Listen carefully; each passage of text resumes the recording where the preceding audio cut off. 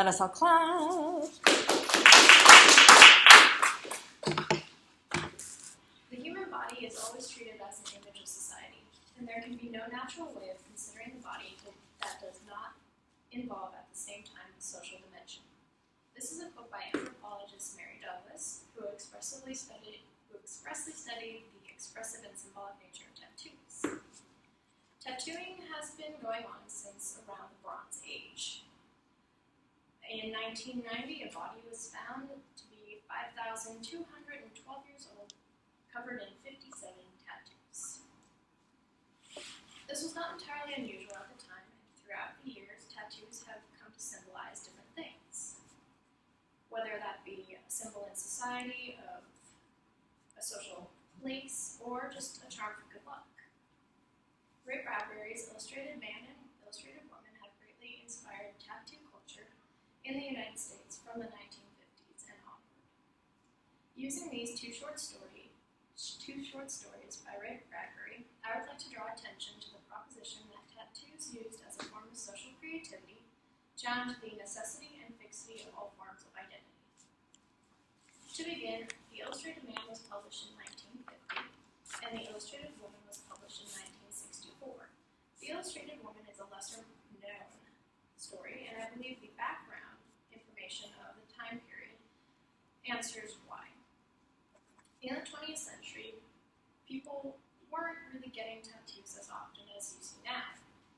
In fact, tattooing was considered dirty, dangerous, and to be a well-known hangout for the usual suspects, and where you could easily score drugs or girl for hire. Bradbury provided the opportunity to peek underneath the hem of the freak show tent to catch a glimpse of the mystique surrounding tattoos, which explains the popularity of the story The Illustrated Man. So, let me begin by giving you a brief description of The Illustrated Man. The Illustrated Man is a story about Mr. William Philippus Phelps, who I will now refer to as Phelps. Phelps was a disgruntled man who had been recently married. Marriage just started going downhill.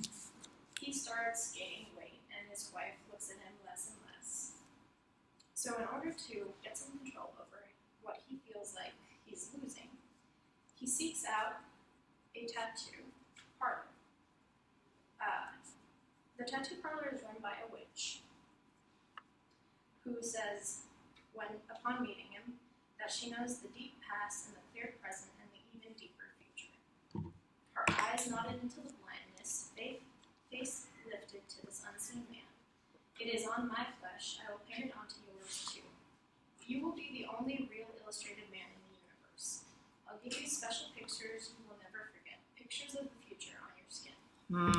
Now, though the focus isn't the individual tattoos of the story, it should be noted that each individual tattoo had its own story that also had to do with the political culture of the 1950s, featuring space travel and a lot of atomic war. However, the real focus was the two images that he wasn't allowed to see quite yet. He had two blank spaces, one on his chest and one on the middle of his back. She told him that she had sunk ink into both of those places, and that his thought and his sweat would form the images. These were not to be revealed in 1 and 2 weeks individual time. At first, Phelps was very popular when returning to the Carney circuit. But upon the first viewing of the cover tattoo on his chest, the image shown was a picture of his wife, Lisbeth, and himself, and he was killing her. This did not go over well with everyone. Lisbeth thought it was a hugely unfunny joke, while the rest of the Carneys just thought he was crazy. The tattoos had the opposite effect that he had been hoping in his wife. She found herself disgusted with him and more interested with other men. He found himself increasingly jealous and angry. After trying to rid himself of the tattoo with no luck, he began to doubt whether or not he knew what the tattoo would be before made this picture? Me or the witch? Who formed it? How? Do I really want her dead? No. And yet, he began to have his doubts, and all this came to a head when his wife attacked his chest.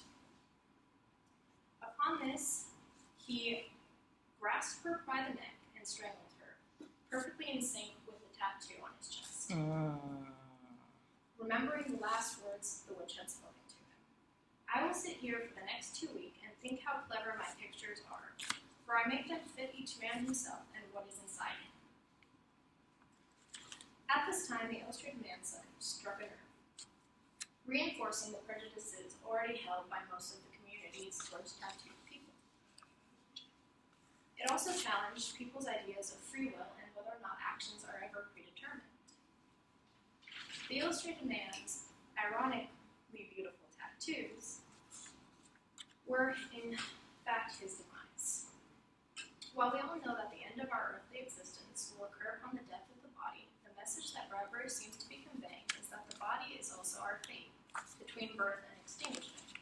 The illustrated man offers the disquieting idea that the inscriptions on that body, the social meaning of our fundamental appearance to others, is not under our control. The illustrated woman provides an excellent counterpoint for it. Where the illustrated man was dark and gloomy, the illustrated woman was more upbeat. The illustrated woman begins on a psychologist's couch as Emma Fleet and her husband Willie Fleet discuss the problems they began having in their marriage.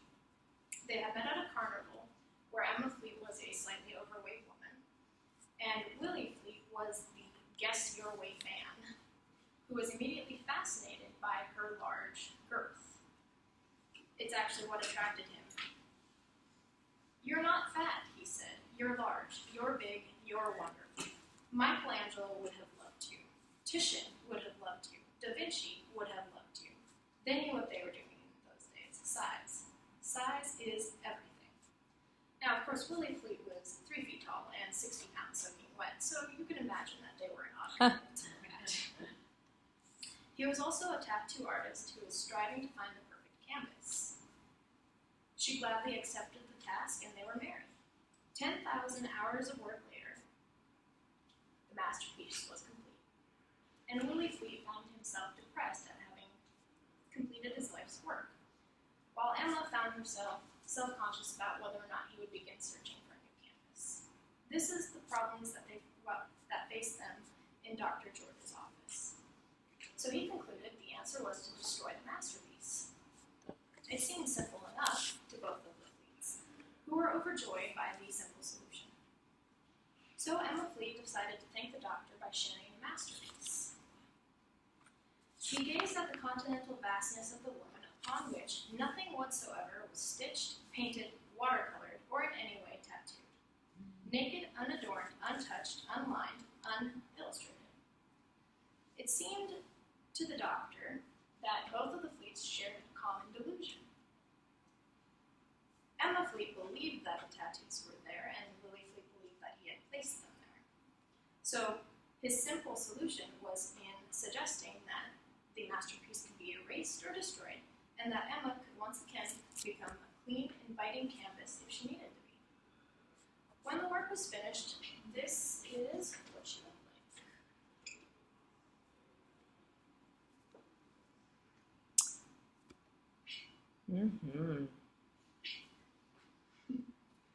Of course, it turned out to just be an illusion.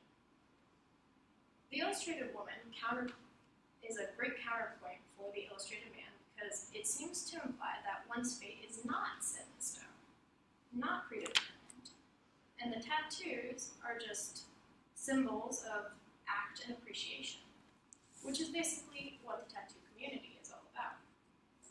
Postmodern critic Nikki Sullivan has interpreted that the tattoo is not simply reducible to a symbolic representation of the truth of a subject, but rather that the tattoo is indispensable from the subject and can be understood as a process.